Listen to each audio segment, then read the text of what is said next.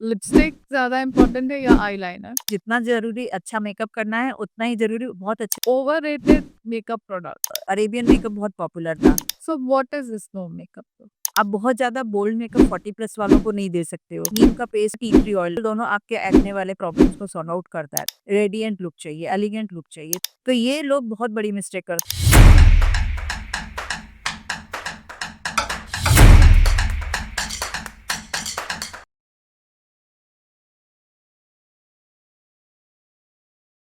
Welcome back to let's connect and grow together. बारिश का मौसम हमारे लिए स्किन के बहुत सारे इश्यूज लेकर आता है। हम कितना भी अच्छा मेकअप करके बाहर जाएं, लेकिन कई बार ऐसा होता है कि मेकअप खराब हो जाता है। इस टॉपिक पर आज हम बात करेंगे। Today special episode is all about beauty that survives rain. आज की हमारी गेस्ट एक ब्यूटिशियन है जो अपने मैजिक वॉन्ड से ब्यूटी का मैजिक चलाती है।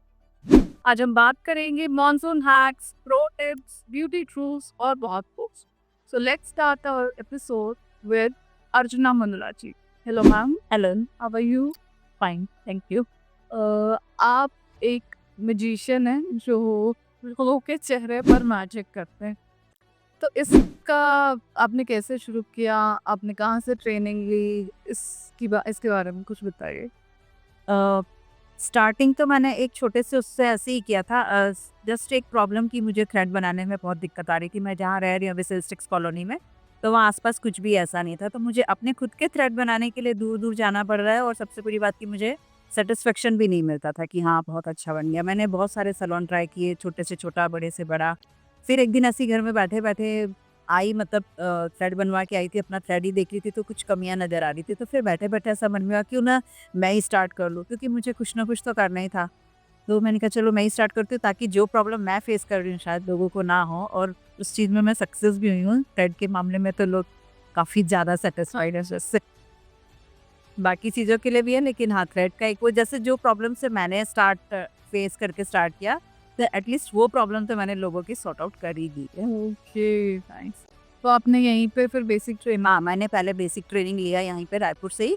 देन फिर उसके बाद अपने आप को ग्रोथ और देने के लिए और कुछ नया-नया सीखने के लिए फिर बहुत सारे टीचर्स हैं, इंटरनेशनल, नेशनल टीचर्स से जाके और किसी का सेमिनार किया, किसी के वर्कशॉप्स अटेंड किए और फिर बाहर जाके भी कोर्सेज़ किया। तो पहले जैसे मैंने सिर्फ स्किन से स्टार्ट किया था, फिर धीरे-धीरे हेयर में भी आई, फिर मेकअप में भी आई और अब नेल्स में भी आ रही हूँ। तो अब चारों सेगमेंट्स हायर कर लिए मैंने। नाइस। क्या हर एक अलग मौसम का स्किन पर अलग इफेक्ट होता है?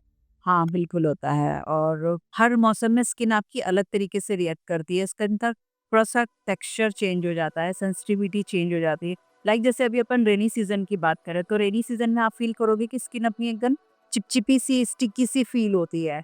बिकॉज़ ऑफ कि वेदर में बहुत ज़्यादा ह्यूमिड है और हम कुछ भी अगर अगर अपने स्किन के अकॉर्डिंग या वेदर के अकॉर्डिंग प्रोडक्ट नहीं लगा रहे हैं, तो वो जाके स्किन पे स्टिक ऑन हो रहा है, तो और ज़्यादा स्टिकी हो जा रही है।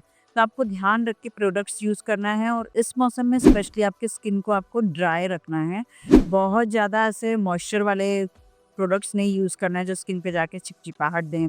अभी जैसे ऑयली स्किन का अपन नाम लें तो आपको इसमें फोमी थोड़े से ऐसे प्रोडक्ट्स यूज़ करना चाहिए जिसमें आपके टी ट्री ऑयल्स बेस्ड हो, सैलिसिलिक बेस्ड हो। तो आपके स्किन का स्टिकीनेस भी हटाएँगे, पिंपल से भी आपको बचाएँगे और स्किन को हेल्दी और हाइड्रेट भी रखेंगे। आप साथ में टोनर यूज़ करो। लोग थोड़ा-सा गलतियाँ कर देते हैं, फेस वॉश का नाम लेते हैं, फेस वॉश तो यूज़ कर ही रहे हैं, लेकिन आप टोनर भी यूज़ करो। वो टोनर को अलग रिफ्रेशिंग देगा आपके स्किन को और पोर्स को भी मिनिमाइज़ करने का काम करता है। फिर उसके बाद जैसे आप मैं स्किन रिजिम की बात करूँ तो एक सीक्वेंस है जिसको हम अपने प्रोफेशनल लैंग्वेज में सीटीएम बोलते हैं। सीटीएम मतलब क्लींजिंग, टोनिंग, मॉइस्चराइज़र। आपको ये तीनों आपके स्किन के अकॉर्डिंग आप क्लींजर यूज़ करो, फिर उसके बाद टोनर यूज़ करो एंड देन फिर एक अच्छा सा मॉइस्चराइज़र जो आपके स्किन को सूट करे। जैसे कि ऑयली स्किन है तो आप gel based, water based products use करें, आप क्रीम बेस्ड नहीं यूज़ करोगे। और अगर आपका ड्राई स्किन है तो आप क्रीम बेस्ड प्रोडक्ट्स लो, उसमें भी इस वेदर में बहुत हैवी क्रीम वाला मत लो। इस वेदर में ऐसा लो कि जो आपके स्किन को जल्दी एब्ज़ॉर्ब हो जाए और वो स्टिकीनेस वाला लेयर ना दे। तो आपको ये ध्यान रखना पड़ेगा। तो ये जो आपने स्किन केयर रेजिम बताया, ये मॉर्निंग इवनिंग दोनों फॉलो? दोनों टाइम करें तो आप बेटर है और इवनिंग के टाइम पे आप सनस्क्रीन स्किप कर सकते हो, लेकिन मॉर्निंग में आपको आफ्टर मॉइस्चराइज़र सनस्क्रीन भी लगाना मैंडेटरी है। इवन अगर आप घर पे भी हो, तो एटलीस्ट एक बार तो लगाओ ही लगाओ। और SPF अगर 50 प्लस अपन ले रहे हैं, क्योंकि अभी आजकल अपने यहाँ का वेदर थोड़ा सा हॉटी तरफ ज़्यादा हो गया, तो पहले था कि 30 प्लस SPF वाला भी चल रहा है, लेकिन अब 50 प्लस SPF का भी आप यूज़ कर रहे हो तो भी अच्छा है, चलेगा। वो यूज़ करना ज़रूरी है। अच्छा, ओके।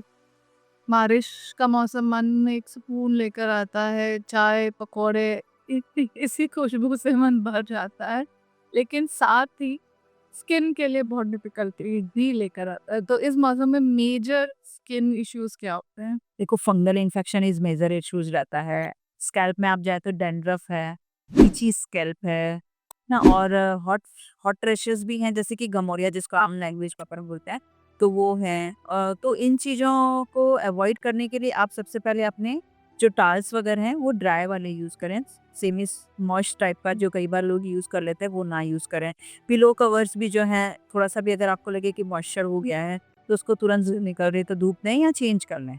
तो ये चीज़ों का ध्यान रखेंगे। और स्किन में जैसे एंटी फंगल पाउडर्स आते हैं, अगर आपको लग रहा है थोड़ा-सा मुझे कुछ इश्यूज़ आ रहे हैं, तो आप विदाउट एनी डिले तुरंत उसको यूज़ करना चालू करें। एंटी फंगल पाउडर्स तो यूज़ करें, और थोड़ा अगर आपको लग रहा है मेजर है, तो डॉक्टर के पास ज़रूर जाएँ। अपने एकदम ऐसे अपने हिसाब से अपन ना करें कुछ भी। अ, जैसे इस मौसम में स्वेटिंग बहुत ज़्यादा होती है लोगों को, तो जैसे आपने मॉइस्चराइज़र का बताया, प्रोडक्ट्स जो है हमें क्रीम बेस ना यूज़ करके जेल बेस यूज़ लाइट अगर ड्राई स्किन है तो लाइट क्रीम वाले यूज़ करें, और जो ऑयली स्किन है वो तो एकदम मैंडेटरी है कि जेल बेस्ड और वाटर बेस्ड प्रोडक्ट्स यूज़ करें। वो क्रीम बेस्ड बिल्कुल ना यूज़ करें। क्योंकि क्या होगा, क्रीम बेस्ड प्रोडक्ट उनके स्किन में क्लॉगीनेस देगा, स्किन के पोर्स को जाके क्लोज कर देगा। तो वो जो स्वेट है वो अंदर ही अंदर, फिर वो कई बार पिंपल और एक्ने इस रूप में आपको बाहर आएगा। अच्छा, ये भी पूछना था जी, टोनर जो है लोग अक्सर स्किप कर देते हैं, नहीं यूज़ करते हैं, तो वो कितना इम्पोर्टेंट रोल है उसका? और है उसका इम्पोर्टेंट रोल, और हर स्किन और एज वाइज भी अलग है। जैसे मैं यंग स्किन की बात करूँ, तो वो नॉर्मल सा अगर रोज वाटर भी यूज करेंगे ना, तो वो उनकी स्किन को हेल्दी रखेगा, है ना। और वही एजिंग वाले स्किन की अगर मैं बात करूँ, तो वो हाइलूर मॉइस्ट वाला जो टोनर यूज करेंगे, तो उनको डबल बेनिफिट होगा। हाइलूर मॉइस्ट उनके स्किन को एजिंग से बचाएगा, मॉइस्चराइजर देगा, एंड देन जो टोनर का अपना फंक्शन है पोर्स क्लोज करना या स्किन को फ्रेश रखना, रिफ्रेशिंग लुक देना, वो काम करेगा। तो डोनर्स मतलब एटलीस्ट एक बार नहीं, मैं तो बोलूँगी 3 से 4 बार आप यूज़ करो। बट लेकिन एटलीस्ट एक बार जब आप स्किन रिज़्यूम कर रहे हो, उस टाइम पे आप करो ही। मॉर्निंग के लिए तो मॉर्निंग के लिए करो। और टोनर के लिए ऐसा नहीं कि आप जैसे दिन में 3 से 4 बार आप यूज़ कर रहे हो, तो आप एनी टाइम फेस वॉश करो देन फिर यूज़ करो, ऐसा नहीं है। टोनर को आप कभी भी यूज़ कर सकते हो विदाउट एनी वॉश। बस आपका स्किन बहुत ज़्यादा डर्टी ना हो। ऐसा नहीं कि अपन बाहर मार्केट में घूम-घाम के आए और टोनर यूज़ कर लें, उस कंडीशन में नहीं करना है। बट आप घर में रह रहे हो, तो घर में इतना पॉल्यूशन और डर्ट रहता नहीं है, तो आप दिन में 3 से 4 बार यूज़ कर सकते हो। ऐसा वो स्किन को हाइड्रेशन देने का भी काम करता है। कि तो हमें ठंड के लिए तो और मस्ट हो जाता है। हाँ, हर सीज़न के हिसाब से मस्ट ही है वो। मतलब कोई भी रीज़न आप किसी भी वेदर में स्किप नहीं कर सकते हो कि अभी रेनी है तो मैं मॉइस्चर है तो वैसे ही टोनर ना यूज़ करूँ। आप उसका क्वांटिटी बढ़ा सकते हो, उसका टाइम्स बढ़ा सकते हो। जैसे समर्स में अगर आप 6 टू 7 टाइम यूज़ कर रहे हो, तो इस पीरियड में आप 2 से 3 बार यूज़ करो। विंटर्स में आप 4 टू 5 टाइम्स यूज़ करो, बट करो, करना ज़रूर। करना जो अक्सर देखा गया कि लोग एक बार भी यूज़ नहीं करते। नहीं करते हैं। टोनर तो फिर भी सोचो, सनस्क्रीन के लिए भी लोगों का ये मिथ है कि अरे मैं तो धूप में नहीं जा रही हूँ, या रेनी सीजन है तो अभी तो धूप नहीं है, मैं ना यूज करूँ। लेकिन वो यूज करना जरूरी है, क्योंकि रेनी सीजन में आप देखो तो कभी आप बाहर गए और अचानक से अगर धूप आ गई, तो वो धूप ज्यादा तेज होती है, क्योंकि इन्वायरमेंट पूरा बारिश के बाद क्लीन हो जाता है, तो वो रेज आपके स्किन पे ज्यादा हार्म करती है। तो एटलीस्ट एक बार का भी लगाया हुआ रहेगा कि कुछ स्किन को इफेक्ट होगा। ऐसे ही घर में भी लोग रह रहे हैं कि घर में तो है, बट घर में आजकल आप इतने लाइट्स के बीच में रह रहे हैं, तो वो एलईडी लाइट रेज़ सब आपके स्किन को हार्म कर ही रही है। और सबसे बड़ी बात, हम जो मोबाइल स्क्रीन की जो लाइट है, वो जो ब्लू लाइट है, वो बहुत हार्म करती है। तो आपको यूज़ करना ही है, वो काफ़ी हद तक बचाता है। हमको ऐसा लगता है कोई कि कुछ रोल नहीं है उसका, बट लेकिन है उसका रोल। ओके। बहुत हम इस मौसम में मेकअप करके बाहर जाते हैं, तो मेनी अ टाइम्स कभी बारिश के कारण या कभी जो बहुत ज़्यादा ह्यूमिडिटी है उसके कारण हमारा मेकअप खराब हो जाता है। तो हमें इस मौसम में किस तरीके के प्रोडक्ट्स यूज़ करने चाहिए? प्रोडक्ट से पहले तो मैं आपको स्किन के लिए बोलूँगी कि मेकअप के लिए लोग क्या होता है, डायरेक्ट या ज़्यादा से ज़्यादा आपने मॉइस्चराइज़र लगाया, देन मेकअप स्टार्ट कर देते हैं। तो फर्स्ट मिस्टेक तो वही होती है। आपको उसके पहले स्किन प्रिपरेशन करना बहुत ज़रूरी है, मैंडेटरी है। Any reason, any weather, but लेकिन ये रेनी सीज़न में तो एकदम ज़रूरी है। आप स्किन प्रिपरेशन में सेम आपके स्किन के अकॉर्डिंग आप फेस वॉश करोगे। फेस वॉश अगर आपके पास टाइम नहीं है, तो माइसेलर वाटर आता है, कॉटन में लेके आप उससे स्किन को अच्छे से क्लीन कीजिए। उसके बाद आप सेम टोनर लगाइए, मॉइस्चराइज़र लगाइए, सनस्क्रीन लगाइए। उसके बाद फिर आप मेकअप स्टार्ट करिए। और जिनको ज़्यादा प्रॉब्लम हो रही है कि मेरा बहुत जल्दी खराब हो जा रहा है, तो वो आप प्राइमर भी यूज़ कर सकते हो। उसके बाद मेकअप यूज़ करो। प्राइमर मैं कभी-कभी किसी-किसी ओकेज़न में स्किप करने के लिए बोल देती हूँ, बट अगर कभी हैवी फंक्शन में जा रहे हो तो आप प्राइमर भी यूज़ करो। इनके साथ आप करोगे तो आपका मेकअप नहीं बहेगा, नहीं खराब होगा। और प्लस सेकंड थिंग, आप प्रोडक्ट्स वैसे यूज़ कीजिए। जैसे इस सीज़न में आप अगर बोल रहे हो कि मेरा मेकअप बह रहा है, तो आप वैसे प्रोडक्ट्स यूज़ करो जो लॉन्ग लास्टिंग रहे, जो स्मज प्रूफ हो, आपके मेकअप को बहने ना दे, वैसे यूज़ कीजिए। आजकल मार्केट में बहुत सारे ऐसे प्रोडक्ट्स और फाउंडेशन आ गए हैं कि अपन उसको यूज़ करके, और प्लस साथ में टेक्निक भी होता है। कई बार लोग होते हैं कि फाउंडेशन लगाया, टैप डैप डैप ऐसे किया और हो गया, बट नहीं, आपको प्रॉपर फाउंडेशन को ब्लेंडिंग देना है, कट देना है, तब वो ज़्यादा देर तक टिका रहेगा। बस अपन लगाए और हाथों से ऐसे स्मज कर दिया तो वो नहीं। मतलब आपका प्रोडक्ट प्लस टेक्निक दोनों मायने रखेगा, दोनों इम्पोर्टेंट है। तो आपकी ये बहुत सारी मतलब 50% प्रॉब्लम सॉर्ट आउट हो जाएगी आपकी। मेकअप जितना ज़रूरी है, मेकअप रिमूवल भी उतना ही ज़रूरी होता है। कई बार लोग थके हारे वेडिंग से आ रहे हैं, इवेंट से आ रहे हैं, बिना मेकअप रिमूव किए वैसे ही सो गए। तो उसके भी क्या बेसिक स्टेप्स हैं? उसकी भी बेसिक्स यही है कि जितना ज़रूरी अच्छा मेकअप करना है, उतना ही ज़रूरी बहुत अच्छे से मेकअप को क्लीन करना भी है। आप मतलब ये एक, मैं बोलूँगी नॉर्मल लैंग्वेज में, कि एक शपथ ही ले लेना चाहिए कि अगर हमने मेकअप किया है, तो हमको उसको रिमूव करना ही करना है। भले ही रात को आप 2 बजे या 3 बजे, 12 बजे, जैसा भी बजे, इसमें आपको वो नहीं करना है। तो रिमूव करने के लिए आप अगेन ब्यूटी बाम्स आ रहे हैं, रिमूवल बाम्स आ रहे हैं, माइसेलर वाटर आ रहा है, उससे यूज़ करो। इसमें भी लोग मिस्टेक ये करते हैं कि आए हमने बस एक सुपरफिशियली कॉटन से रिमूव किया, देन फिर फेस वॉश कर लिया, हो गया। बट ये सफिशिएंट नहीं होता है। जैसे कि अभी के वेदर के लिए ही मैंने आपको बताया कि आपको मेकअप अच्छा रखना है तो आप लॉन्ग लास्टिंग वाले प्रोडक्ट्स यूज़ कीजिए। तो जितना वो लॉन्ग लास्टिंग रख रहा है, मतलब आपके स्किन में उतना एब्ज़ॉर्ब हो रहा है, उतना सेट हो रहा है। तो उस सेटिंग को भी उतना ही अच्छे से हटाना ज़रूरी है। तो आप ब्यूटी बाम अगर यूज़ कर रहे हो, तो ब्यूटी बाम के बाद तो आपको फेस वॉश कई बार ज़रूरी हो जाता है, क्योंकि वो थोड़ा-सा ऑयल और स्टिकी क्रीम बेस्ड रहता है, तो वो ज़रूरी है। बट लेकिन अगर आप माइसेलर वाटर के साथ यूज़ कर रहे हो, तो आप फेस वॉश नहीं भी करोगे तो भी चल जाएगा, वो बहुत अच्छे से रिमूव कर देता है। स्पेशली आप काजल वगैरह बहुत अच्छे से कॉटन बड में माइसेलर वाटर लेके काजल बहुत अच्छे से रिमूव कीजिए, और स्किन के पोर्स को अच्छे से क्लीन कीजिए। ये आपको एक और बेनिफिट देगा कि कई बार लोग बोलते हैं ना कि जैसे मैंने 1 वीक मेरे यहाँ फंक्शंस था, मैंने मेकअप किया तो मुझे पिंपल्स आ गए। वो पिंपल मेकअप के कारण नहीं आते, वो जब आप मेकअप रिमूव नहीं करते हो ना प्रॉपर्ली, उसके कारण आते हैं। क्योंकि आप वैसे ही सो रहे हो। स्किन क्या होता है, रात में ना रिपेयरमेंट का काम करता है। अब आपने रात को स्किन को क्लीन नहीं किया, उसके पोर्स को ओपन नहीं किया, तो वो कैसे रिपेयरमेंट देगा ना? वो क्लॉगीनेस देगा आपको स्किन को, वो ब्रीथ नहीं कर पा रही है स्किन ना, तो उसके कारण अब प्रॉब्लम हुई है तो वो तो निकलेगी, कहीं से भी बाहर निकले ना, तो वो एज अ पिंपल बाहर निकलती है। तो फिर लोगों को लगता है यार मेकअप प्रोडक्ट खराब है या मेकअप ही खराब है, और वो मेरी स्किन को सूट नहीं कर रहा है, ऐसा होता है। तो प्रॉब्लम उसमें नहीं है, प्रॉब्लम नॉन रिमूविंग में है। रिमूवल के बाद अपनी स्किन को मॉइस्चराइज करना। हाँ, मॉइस्चराइज करना ज़रूरी है। तो वैसे ही तीनों स्टेप्स फॉलो करना पड़ता है या आप टोनर स्किप कर सकते हो, आप फेस वॉश कर लो और उसके बाद में आप अपना मॉइस्चराइज़र अच्छा सा नाइट क्रीम या मॉइस्चराइज़र जो भी आप यूज़ करते हो, आप लगा के सो जाओ। कुछ ना करने से इतना भी बेटर है, और अगर सब चारों चीज़ लोग कर लेते हैं तो वो तो बहुत ही अच्छा है वो तो। बारिश में जो हमें एक्ने होते हैं, पिंपल होते हैं, तो क्या हम कुछ होम रेमेडीज भी यूज़ कर सकते हैं? देखो, इनिशियल स्टेज पे है, बहुत ज़्यादा प्रॉब्लम नहीं है तो आप कर सकते हो होम रेमेडीज़। बट अगर एक्सेस प्रॉब्लम है, पसी पिंपल्स वगैरह हैं, तो इट्स बेटर कि आप किसी डर्मेट के पास जाएँ या सैलून में कोई ट्रीटमेंट, फेशियल, क्लीनअप वैसा कुछ ले लें। क्योंकि हमारे पास कुछ इंस्ट्रूमेंट होते हैं जिससे आपके वो पिंपली उसका पस निकाल के देन फिर हम उसको ट्रीट करते हैं। आप घर में वो चीज़ नहीं कर सकते हो, और अगर इन केस कभी किया भी तो क्या होता है ना, टूल्स आपके सैनिटाइज़ अगर नहीं हुए या बस थोड़ा-सा भी इधर से उधर ब्लीड हो गया, फैल गया, तो वो जहाँ से आपने निकाला वो तो ठीक हो जाएगा। बट दूसरी जगहों में क्या है कि मार्क भी छोड़ देता है, और क्योंकि आपको आइडिया नहीं मुझे कितना प्रेशर देना है, क्या देना है। और ऐसे कुछ होम रेमेडीज है, जैसे कि आप नीम का पेस्ट आप यूज़ कर सकते हो घर पे, विथ हनी थोड़ा-सा यूज़ कर सकते हो, या उसके अंदर थोड़ा टी ट्री ऑयल डाल दीजिए।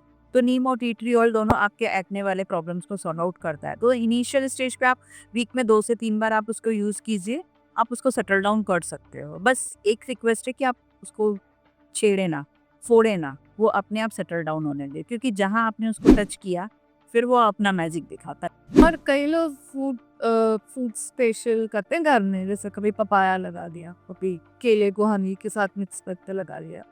तो ये कितने इफेक्टिव होते हैं इस तरीके के फेशियल्स? देखिए, अगर छोटी-मोटी प्रॉब्लम है, स्टार्टिंग प्रॉब्लम है, जैसे कि पिगमेंटेशन जस्ट अभी स्टार्ट हुआ है और आपने उस पे ध्यान दे दिया, तो आप इसको काफ़ी हद तक रिपेयर कर सकते हो, क्योर कर सकते हो। 100% चला जाएगा ऐसा नहीं होता है, बट लेकिन आप उसको बढ़ने देने से रोक सकते हो। और अगर एक्यूट लेवल पे है तो मेरा सजेशन है कि आप एज़ अ ब्यूटिशियन किसी आपके जो भी हैं उनके पास जाएँ, या उनके हाथ में नहीं है तो आप डॉक्टर, डर्मेट वगैरह का सलाह लें, देन फिर उसके बाद करें। एकदम खाली होम केयर के भरोसे ना रहें। और दूसरा क्या होता है, होम केयर में लोग गलती ये करते हैं, जैसे आपने बताया कि मैं पपाया का पैक लगाऊँ। पैक लगा लिया वो अच्छी बात है, but as usual women's time की शॉर्टेज रहती है। पैक लगाया, हम अपना ये काम कर रहे हैं, वो कर रहे हैं, किचन में कर रहे हैं, या कुछ नहीं तो दूसरे अदर रूम वूम क्लीन करना, ये सब कर लेते हैं। तो ये सही नहीं है। आप कोई भी तरीके का पैक लगाओ, आप 10 मिनट बिस्तर पे लेटिए। आपको लेट के ही लगा के रखना है। उसके 2 रीज़न हैं, एक तो आप लेटोगे तो माइंडली रिलैक्स रहोगे। जब आप काम में बिज़ी रहोगे, आपका दिमाग रिलैक्स नहीं रहेगा, तो वो चीज़ इतनी वर्क नहीं करती है। सेकंड थिंग, जब आप खड़े हो, बैठे हो, तो आपका स्किन नीचे की तरफ झुका हुआ है। तो आप जो भी पैक लगाए हो, तो वो उसी तरीके से सेट होगा। तो आपको इन फ्यूचर यही चीज़ अगर रेगुलरिटी में चली, तो इन फ्यूचर रिंकल्स के प्रॉब्लम्स भी होंगे। जो एजिंग आपको 50 प्लस में आनी चाहिए थी, हो सकता है वो 40-45 प्लस में आना स्टार्ट हो जाए। तो ये लोग बहुत बड़ी मिस्टेक करते हैं, यार टाइम नहीं है, एक साथ 2-2 काम करें। ये 2 काम करो, बट जहाँ पॉसिबल है वहाँ करो। ये अक्सर सारी देगी लेडी। और एक सेकंड मिस्टेक ये कि लोग काम पैक लगा रहे हैं, जैसे एज ए मुल्तानी मिट्टी का पैक लगाया, तो लोग उसको ड्राई होने का वेट करते हैं।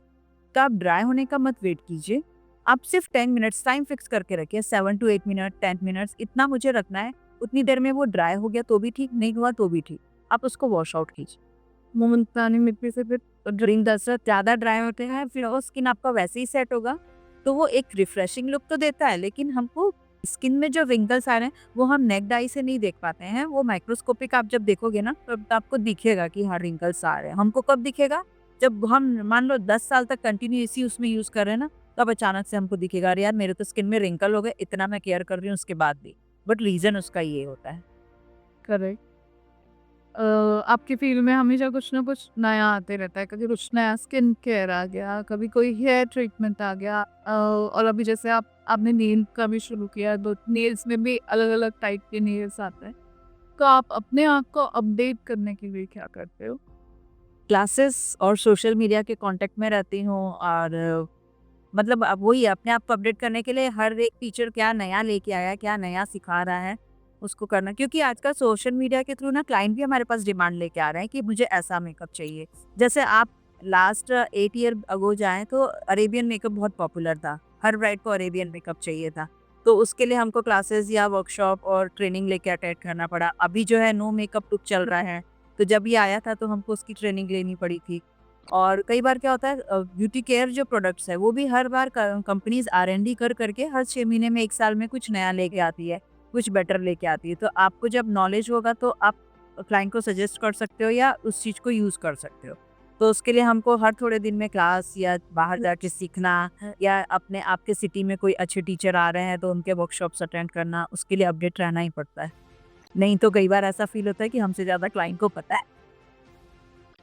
अगर आप अपने जैसे अपन ये सोच के बैठ जाओ ना कि अरे मैं तो इतने सालों से मुझे सब आता है, तो कई बार कोई ना कोई ऐसा क्लाइंट टकरा जाएगा, उसको आपसे ज़्यादा पता होगा, तब आप अमेजिंग फील करते हो। उससे बेटर है कि हर थोड़े दिन में क्लासेस अटेंड करो, अगर ज़रूरी है तो, आपको लग रहा है कि हाँ मुझे करना है तो। अदरवाइज़ आ रहा है तो कोई दिक्कत नहीं है, पर हाँ अपडेट तो रहना ही पड़ता है। अभी जैसे ग्राफिक लाइनर्स चल रहा था, तो आपको पता है, आपको आ रहा है, या आपको पता है ये ट्रेंड में है, तो आप कई बार क्लाइंट को सजेस्ट कर सकते हो कि ये लगाओ। जब आपको ही नहीं पता है तो आप क्लाइंट को कैसे सजेस्ट करोगे कि अभी ये फैशन में है, ये इन आप ये करो, वैसा। अभी जैसे हम कहा no makeup look, so what is this no makeup look? No makeup look is मतलब कि मिनिमलिस्टिक प्रोडक्ट के साथ आप कितना अपना ब्यूटी को इन्हेंस कर सकते हो। तो उसमें भी वही सारे प्रोडक्ट्स यूज हो? नहीं, उसके लिए थोड़े से प्रोडक्ट्स अलग आते हैं। बेसिकली जैसे फाउंडेशन वगैरह हमको थोड़ा हाई एंड रेंज के यूज़ करना पड़ता है। नो डाउट नॉर्मल जो रूटीन, जैसे कि हाउसवाइफ्स वगैरह जो भी फाउंडेशंस यूज़ करते हैं, जो भी ब्रांड यूज़ करते हैं, उसके साथ भी हम दे सकते हैं, लेकिन उसके साथ उतना वाव फैक्टर नहीं आता है जितना कि हाई एंड रेंज के साथ आता है। क्योंकि हाई एंड रेंज के ब्रांड्स जो है वो अपने प्रोडक्ट में वो इंग्रीडिएंट, वो चीज़ें डाल रहे हैं कि आप कम प्रोडक्ट लगा के भी ना अपने प्रॉब्लम्स हाइड कर सकते हो। तो इसलिए उसके लिए थोड़ा हाई एंड रेंज ज़रूरी है, कम, और उसमें ब्लेंडिंग ज़रूरी है कि आप बहुत अच्छे से ब्लेंडिंग करो, प्रोडक्ट्स को बहुत अच्छे से सेट करो स्किन पे, एकदम ऐसे लगाया और छोड़ दिया वैसा नहीं। तब वो आपको एंड ऑफ द रिजल्ट बहुत अच्छा लुक देता है। ओके। कोई एक ऐसा मेकअप का मिथ जो बहुत टाइम से चला आ रहा है और आपको लग रहा है कि ये एक्चुअल में चेंज होना चाहिए? मिथ तो कि ज़्यादा फाउंडेशन लगाऊंगी तो मैं ज़्यादा गोरी और अच्छी लगूंगी, और कई बार लोगों को मैंने देखा है जिनके आईब्रोज बहुत लाइट होते हैं, वो एकदम भर भर के आईब्रो को फिल कर देते हैं, तो वो अच्छा नहीं लगता, फिर बहुत बॉडी लगता है, वो अलग से दिखाए। वो अलग से दिखता है। मैं तो उसके अपने चालू लैंग्वेज में वो यक्कू वाली आईब्रो बोलती, अगर आपको याद हो। क्या है? चंदित फन था। तो एकदम वो यक्कू वाला आईब्रोज बोलती हूँ मैं। हाँ, चलिए। हाँ, बेसिक मेकअप तो हम लोग सब कर लेते हैं। लेकिन कुछ मेकअप के मिस्टेक्स हैं जो हम अक्सर करते हैं। हाँ, मतलब एक तो वही कि स्किन प्रिपरेशन कीजिए आप, और प्राइमर लगाइए स्किन में अगर पोर्स वगैरह हैं आपके। अगर पोर्स के साथ आप मेकअप करोगे प्राइमर स्किप करके, तो वो ज़्यादा विजिबल हो जाते हैं। और सेकंड थिंग, कंसीलर लो, कंसीलर और कंटूर, सॉरी, करेक्टर में कंफ्यूज रहते हैं हाँ। कि क्या है ये। तो करेक्टर जो है वो आपके प्रॉब्लम्स को हाइड करता है, जैसे कि डार्क सर्कल है, पेरिओरल माउथ डार्कनिंग जो है, उसको हाइड करने के लिए आप करेक्टर यूज करते हैं। और कंसीलर जो है आपकी ब्यूटी को इनहेंस करता है, जैसे कि आपको जो भी चीज़ों को हाईलाइट करना है, जैसे कि आपको नोज आपकी हाईलाइट करना है, तो ब्रिज ऑफ द नोज पे आप करेक्टर कंसीलर लगाओगे ना, वो ये फ़र्क है दोनों में। और करेक्टर जो है आपका फाउंडेशन के पहले यूज़ होता है, कंसीलर आपका फाउंडेशन के बाद यूज़ होता है। ये क्लियरिटी, और ये इसमें लोग कन्फ्यूज़ रहते हैं कि हाँ, बहुत पहले लगाना है, बाद में लगाना है। बाद में लगाना है। और और सेकंड थिंग, जैसे मान लीजिए करेक्टर भी आपने लगाया, फिर उसके ऊपर फाउंडेशन लगाया, तो कई बार लोगों का वो सब मिक्स होके ग्रे हो जाता है। तो वो आप अगर शेड प्रॉपर चूज़ नहीं कर रहे हो कि आपके जितनी डार्क प्रॉब्लम है उस हिसाब से आपको करेक्टर चूज़ करना है, वैसा अगर नहीं होता है तो फिर आगे जाके वो ग्रेइंग होगा। और सेकंड थिंग, आपने प्रोडक्ट लगाया और उसको ब्लेंड नहीं किया अच्छे से, तो भी आपको ये प्रॉब्लम आएगी। आप देखोगे कई बार लोगों के फाउंडेशन के नीचे से करेक्टर झाँकता है कि कुछ तो भी मिसमैच टाइप का लग रहा है, उसका रीज़न ये होता है। ये 2 मेजर मिस्टेक है जो लोग करते हैं। तो जैसे आजकल लोग ऑनलाइन प्रोडक्ट्स बाय करते हैं, तो फिर करेक्टर का शेड कैसे समझ में आप ये फाउंडेशन करेक्टर और कंसीलर आप ऑनलाइन बाय नहीं कर सकते हो। हमको ये स्टोर पे जाके ही पहले चेक करना पड़ेगा। उसमें 2 चीज़ें हैं, एक तो आपको टेक्सचर आपका समझ में आएगा कि आप कितने टेक्सचर के साथ आप काम कर सकते हो, क्योंकि टेक्सचर थिक, मीडियम, थिनर सब टाइप के आते हैं।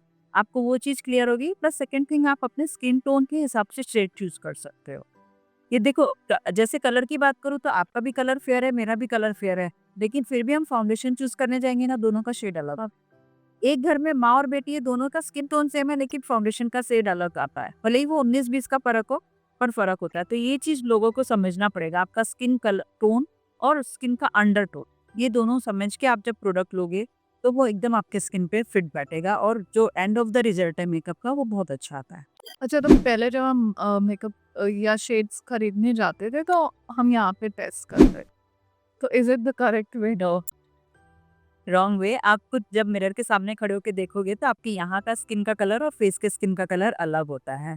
तो आप मत कीजिए वैसा, क्योंकि यहाँ के हिसाब से आप लाइटर फाउंडेशन लाओगे, वो जब लगाओगे तो अच्छा लगेगा, लेकिन आधे घंटे बाद आप देखोगे कि मैं या तो बहुत ज़्यादा लाउड दिख रही हूँ, या फिर मेरा मेकअप ग्रे पड़ गया है। ये 2 प्रॉब्लम्स आएँगी। तो बेस्ट है कि आप ये यहाँ से यहाँ चेक कीजिए। ये आधा आप जॉ लाइन के ऊपर, आधा जॉ लाइन के नीचे लगाइए और उसको ब्लेंड कीजिए। अगर वो आपके स्किन में मर्ज हो गया है, तो आप वो सेम वो शेड ले सकते हो, या फिर उससे 1 टोन लाइट ले सकते हो। बस उससे ज़्यादा लाइट मत कीजिएगा, उससे ज़्यादा लाइट नहीं चलेगा। इस पे आपका फेवरेट मेकअप ब्रांड क्या है? मेरा नॉर्मल, जैसे बजट फ्रेंडली में अगर मैं जाऊँ तो पीएसी का अच्छा है, वीकोड का अच्छा है, फॉरएवर 52 अच्छा है। और हाई एंड और इंटरनेशनल ब्रांड में जाऊँ तो एनास्तासिया, नार्स, ये दोनों मेरे फेवरेट ब्रांड है। नार्स का फाउंडेशन तो बहुत बढ़िया है, मतलब आप आधा बूंद भी लोगे और पूरे फेस पे आपका स्क्रैच हो जाता है। और एकदम जो आप बात कर रहे थे ना अभी नो मेकअप लुक की, तो उन्हीं सब प्रोडक्ट के साथ में आप नो मेकअप लुक दे सकते हो। मतलब आप अगर इतने क्लोज भी मुझे देखोगे, तो आपको पता नहीं चलेगा कि मैंने फाउंडेशन लगाया है। ओके। जैसे हम अलग-अलग एज ग्रुप की महिलाएँ होती हैं, 20s में, 40s में, 60s में, हम सेम तरीके का मेकअप ही करते हैं। जो हमने 30s में सीखा था वही हम 40s में भी अप्लाई करते हैं। तो क्या एज के साथ मेकअप प्रोडक्ट्स या मेकअप करने का तरीका बदल जाता है? बिल्कुल बदलता है। प्रोडक्ट्स भी कभी-कभी चेंज करने पड़ते हैं क्योंकि अकॉर्डिंग टू एजिंग हमारे स्किन के टेक्सचर और नीड में भी चेंज होता है। जब हम 15, 6, 20 की एज में रहते हैं तो हमको कोई ऐसे प्रॉब्लम नहीं होती है। हम नॉर्मल प्रोडक्ट के साथ भी काम कर सकते हैं। वही हम जब लेट 50s में जाते हैं तो स्किन में ड्राइनेस पड़ जाती है, एजिंग आ जाती है, तो हमको उस हिसाब के प्रोडक्ट यूज़ करना पड़ता है। अभी 20s वाली जो गर्ल्स आती है उनको क्या चाहिए होता है कि सिर्फ एक रिफ्रेशिंग लुक चाहिए होता है। तो आप उनको एक सिंपल सा बीबी क्रीम और लिप में लिप टिंट या लिप ग्लॉस भी लगाओगे तो भी वो बहुत फ्लॉलेस इफेक्ट देगी। वो उतने से में उनका मेकअप पूरा हो जाता है और ज़्यादा से ज़्यादा एक काजल लगा लिया, उनको कोई कंटूरिंग की कुछ भी नीड नहीं होती है। वही आप 20s 30 में जब आओगे तो आपको थोड़ा सा हैवी हैवी तो नहीं बोलूँगी बट एक थोड़ा सा लाइट फाउंडेशन चाहिए रहता है। थोड़े-थोड़े से क्योंकि प्रॉब्लम्स स्टार्ट हो जाते हैं और आपको थोड़ी-सी कंटूरिंग की नीड होती है फेस को शार्पनेस देने के लिए, ये नीड होगी। आप फाउंडेशन हल्का सा हैवी वाला यूज़ कर सकते हो, हाइलाइटर यूज़ कर सकते हो। वही जब आप 40 प्लस जाते हो तो लोगों को क्या चाहिए, हमको एक रेडिएंट लुक चाहिए, एलिगेंट लुक चाहिए। थोड़ा-सा एजिंग की तरफ जाने वाले रहते हैं वो लोग, तो उनको लगता है कि मेकअप के थ्रू भी हम थोड़ा-सा एज कम दिखे, मुझे टाइटनिंग इफेक्ट दिखे। तो आप वैसे वाले प्रोडक्ट्स यूज़ करोगे, वैसे टेक्निक्स यूज़ करोगे। आप बहुत ज़्यादा बोल्ड मेकअप 40 प्लस वालों को नहीं दे सकते हो। ये चीज़ें अपन 25-30 के लड़कियों को दे सकते हैं कि वो उनके साथ कलर के साथ अपन खेल सकते हैं कि आई मेकअप बहुत अच्छा दे दिए, थोड़ा ड्रामेटिक दे दिए, थोड़ा आपने ग्राफिक डिज़ाइनर, लाइनर वगैरह लगा दिया। तो 40s में आप ये नहीं, आप सॉफ्ट स्मोकी आई दे सकते हो 40s में। लिप्स आप न्यूड रख सकते हो, ऐसा मेकअप दे सकते हो। और जब आप 50 प्लस वालों को देखते हो तो उनको सिर्फ ग्रेसनेस चाहिए, रेडियंस चाहिए। तो आप उनके इसमें वैसे फाउंडेशन यूज़ करो, उनको करेक्टर कंसीलर ना यूज़ करो तो बेटर है। थोड़ी बहुत जो उनकी प्रॉब्लम्स दिख रही है उसी के साथ उनको मेकअप कीजिए, तो वो ज़्यादा कंफर्टेबल फील करेगी। वो खुद भी अपने आप में लगेगी हाँ, मैं कंफर्ट ज़ोन में हूँ, मैंने बहुत लाउड नहीं किया है। और ऐसे लोगों को आईज़ पे कुछ भी शिमरी प्रोडक्ट्स यूज़ नहीं करना है, हाइलाइटर यूज़ नहीं करना है। अगर आप ये यूज़ करोगे तो जो आपके प्रॉब्लम्स हैं वो और ज़्यादा विजिबल होके दिखेंगे। लिप्स का आप जितना हो सके थोड़ा-सा न्यूड रखिए, बहुत बोल्ड लिपस्टिक्स ना लगाइए, तो आप थोड़े से सटल और ग्रेसफुल लुक में जाओगे। नाइस। ओके।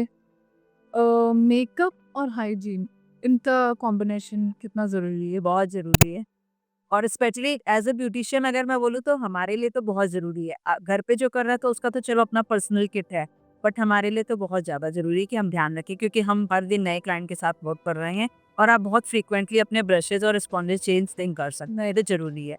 और घर पे भी आप जैसे आप अपना जो किट रखे हो, ब्यूटी ब्लेंडर जैसे हम यूज़ कर रहे हैं तो हम उसको डैम्प करके यूज़ करते हैं। स्पेशली अभी ये रेनी सीज़न में आप उसको अगर ऐसे ही रख दोगे तो उसमें फंगस लगने का डर रहेगा। तो आप उसको एकदम बहुत अच्छे से एयर ड्राई करके देन फिर आप जो भी बॉक्स में रखते हो वैसे रखिए। और आप अपना पर्सनल भी है तो भी आप उसको 15 डेज़ में, 20 डेज़ में वॉश करो। इसको एक माइल्ड सोप के साथ, जैसे कि कोई भी बेबी शैम्पू आप यूज़ कर सकते हो, उसके साथ सेम वैसे ही आप ब्रशेज़ को भी बेबी शैम्पू के साथ क्लीन कीजिए। और नहीं तो ब्रशेज़ क्लीन करने के लिए ब्रश क्लींजर आता है, आप उसको हल्का स्प्रे कीजिए देन आप कोई भी पेपर नैपकिन के ऊपर उसको राउंड राउंड घुमाइए, सारा प्रोडक्ट एक्स्ट्रा प्रोडक्ट निकल जाएगा। बीच-बीच में इनको जब धूप लग रही है तो धूप देने की कोशिश कीजिए। और आपका जो काजल और लिपस्टिक है और मस्कारा है, कोशिश कीजिए किसी और के साथ शेयर ना करा हो। इन 3 चीज़ों में हाइजीन का विशेष ध्यान रखना है।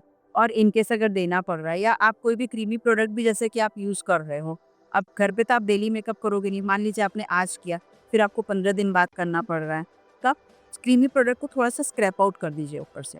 तो कुछ भी तरीके का इन्फेक्शन या कुछ भी आने के चांसेस रहेंगे, जर्म्स वगैरह रहेंगे, तो वो स्क्रैप आउट हो जाएँगे, तो आपको प्रॉब्लम नहीं है। ये चीज़ें आप आपके ध्यान रखो।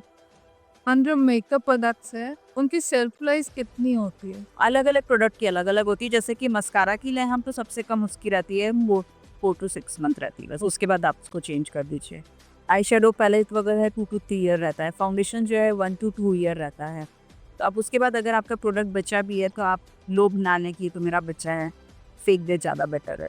लेडीज का एक वो रहता है कि जब तक उसको स्प्रे करना यूज ना करें सही है, तब तब पे उन्हें वही हाँ, नहीं लेकिन कुछ चीज़ों के लिए ज़रूरी है हमको। हालाँकि मेकअप प्रोडक्ट्स आते भी कॉस्टली हैं काफ़ी, तो एक वो भी रीज़न है कि अरे यार हज़ारों रुपए का मेरा फाउंडेशन वेस्ट जा रहा है, तो उसका एक या तो आप छोटी पैकिंग लीजिए, हाँ। और अगर आपका कंजम्पशन है, तो यूज़ हो जाए तो अच्छी बात है, नहीं तो फिर प्लीज़ लोभ ना लें। क्योंकि क्या होगा ना, आप उसको लोभ लोगे, फिर इन केस अगर कोई स्किन इश्यूज़ हुए या कोई प्रॉब्लम हुई, तो आप उतने ही डॉक्टरों के चक्कर लगाओगे और प्लस मेडिसिन दोगे, वो बात बराबर ही है। इससे अच्छा उसको फेंकना बराबर ज़्यादा बेटर। ओके, तो अभी हमारा एक फन सेगमेंट है, एक वन लाइनर्स में आप आंसर दीजिएगा। सो पहला है, one must have skin care product for monsoon. Sunscreen okay, जो कि लोग मिस कर जाते हैं। मिस करते हैं कि धूप तो है नहीं अभी। और ऐसा कौन सा प्रोडक्ट है जो आप लगाए बिना घर के बाहर नहीं निकलते? सन्स और प्लस मॉइस्चराइज़र भी, मैं अपने स्किन को मॉइस्चराइज़ ज़रूर करती हूँ, कि एक मतलब ये 2 प्रोडक्ट मेरे उसमें मैंडेटरी है ही कि मैं करूँगी ही कर। Okay, what do you prefer, face wipes और क्लेंजर्स? डिपेंड ऑन कि आप कैसा यूज़ कर रहे हो। अगर फेस वाइप्स आपके अल्कोहल फ्री हैं, तो वो भी चलेगा, और क्लींजर अगर ज़्यादा क्रीमी है, तो वो मैं नहीं यूज़ करूँगी। मैं अपना वेदर के अकॉर्डिंग वैसे दोनों चलता है मेरा according to weather. Okay, sheet mask prefer करते हो या clay mask? Sheet mask. Okay, next is favourite monsoon lipstick shade. ये ना पर्सनल चॉइस पे डिपेंड करता है एक्चुअली। तो आपकी क्या है? मुझे थोड़ा-सा न्यूड शेड और मतलब लाउड टू न्यूड, ऐसे बहुत ज़्यादा लाउड मैं नहीं कैरी करती हूँ। मुझे सॉफ्ट शेड्स ही पसंद आता है। ओके, लिपस्टिक ज़्यादा इम्पोर्टेंट है या आईलाइनर? मेरे लिए लिपस्टिक, क्योंकि मैं लाइनर लगाती तो मेरी आँखें ज़्यादा छोटी दिखती। ओके, मैट प्रोडक्ट्स या ग्लॉसी प्रोडक्ट्स? ग्लॉसी। अगेन ये स्किन के हिसाब से, अगर आपका स्किन ऑयली है तो आप मैट प्रोडक्ट में जाइए, और अगर ड्राई है, dry to normal to dry है, तो आप ग्लॉसी प्रोडक्ट के साथ। बोल लाए या बोल लिप्स आपके लिए? मेरे लिए तो बोल्ड आई। मोस्ट ओवररेटेड मेकअप प्रोडक्ट, पर अब जो उतना ज़रूरी नहीं है लेकिन लोगों ने हाइप बना के रखी है। ऐसा तो कुछ मेरा बच्चे, हाँ। ओके, आपकी फेवरेट कोई सेलिब्रिटी जिसका मेकअप हमेशा अच्छा रहता है? मुझसे पर्सनली पूछूं तो मुझे अनुष्का का मेकअप एनी टाइम अच्छा लगता है। नाइस। अब आप हमारे व्यूअर्स को कुछ अपनी एक्सपर्ट एडवाइस देंगे? व्यूअर्स के लिए एक्सपर्ट एडवाइस है कि सीटीएम पे बिल्कुल फोकस करें, ध्यान दें, और अपने स्किन के अकॉर्डिंग प्रोडक्ट यूज़ करें। गलतियाँ लेडीज़ अक्सर ये करती है कि मेरी फ्रेंड ने मुझे ये प्रोडक्ट सजेस्ट किया या उसको ये अच्छा लगा, उसके ऊपर अच्छा रिजल्ट मिला तो मैं भी वो यूज़ करूँ, ऐसा नहीं होता है। हर किसी का स्किन टाइप अलग-अलग होता है। आप अपने स्किन के अकॉर्डिंग प्रोडक्ट्स यूज़ कीजिए, और स्पेशली रेनी सीज़न में please, please, please sunscreen use करें। सनस्क्रीन आपको बहुत सारी प्रॉब्लम से बचाता है। मेरे हिसाब से तो आप हर सीज़न में यूज़ करें, बट लेकिन रेनी सीज़न में जो धूप नहीं निकल रही है, उस बोल के हम जो अवॉइड करते हैं, वो चीज़ पर कर वो करें। Thank you so much ma'am for letting us know how to glow when it pours. आपके अमेजिंग टिप्स के लिए thank you, and I hope ये हमारे ऑडियंस को बिल्कुल उनके स्किन केयर रूटीन में हेल्प करेगी, उनके जो स्किन के इश्यूज है इस मॉनसून सीजन में उनको हेल्प करेगी। So thank you, thank you, आपको भी thank you. thank you everyone, see you again in the next episode. Till then, keep connecting.